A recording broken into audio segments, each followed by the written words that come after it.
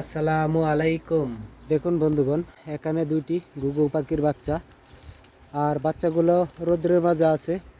তো আমার এখানে কাজ করতে হবে, যেই কারণে বাচ্চাগুলো এখান থেকে সরাইতে হবে। এই দেখুন খেজুরের ছড়ায়, আর আমি এটিকে এখন শ্যামার মাঝে রাখবো। তো আর যারা আমাকে এখনও ফলো করেন নাই, অবশ্যই আমাকে ফলো করবেন। আমিও আপনাদেরকে ফলো করব। ফলো করে আমার সাথে থাকবেন। আর আমার ভিডিও যদি আপনাদের কাছে ভালো লাগে, অবশ্যই লাইক কমেন্ট শেয়ার করে দিবেন। আমাকে নতুন নতুন ভিডিও বানানোর উৎসাহিত দিবেন। আপনাদের ভালোবাসা পেলে আরও নতুন নতুন ভিডিও বানানোর আগ্রহ জাগবে, যাতে আপনাদেরকে সুন্দর সুন্দর ভিডিও উপহার দিতে পারি।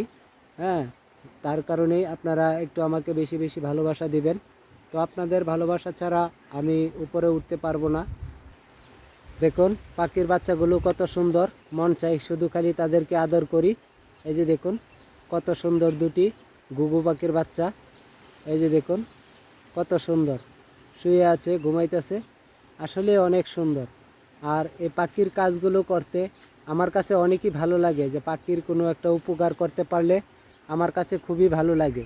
তো আপনাদের কাছে কেমন লাগে অবশ্যই কমেন্টে জানাবেন।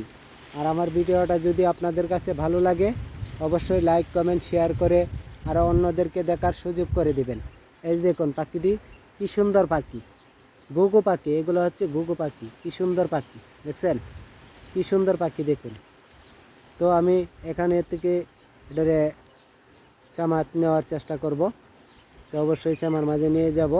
তো আপনাদের মাঝে একটু ভিডিও করতেছি, আর এটিকে একটু হাত বুলিয়ে দিচ্ছি, আদর করতেছি।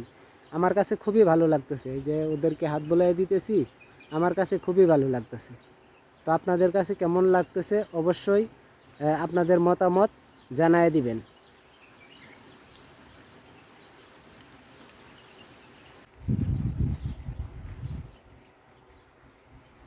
তো অবশেষে পাখির বাসাটাকে আমার হাতে নিয়ে নিলাম।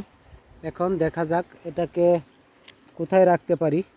আমার মনে হয় এই যে এখানে যদি রাখি, এখানে, তাহলে এখানে খেজুর গাছের শ্যামা আছে, এখানে কখনো রোদ আসবে না, পাখির বাচ্চাগুলো নিরাপদেই থাকবে।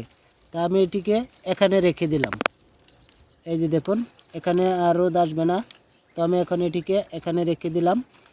তো জানি না পাখির মাগুলো কি বিরসা পাবে কি না, তবে পাবে, কারণ পাখিরা বিরসা পাবে। তো এখানে আমি রেখে দিলাম শ্যামার মাঝে, এখানে আর রোদ আসবে না। তো সকলেই ভালো থাকবেন। আল্লাহ হাফেজ।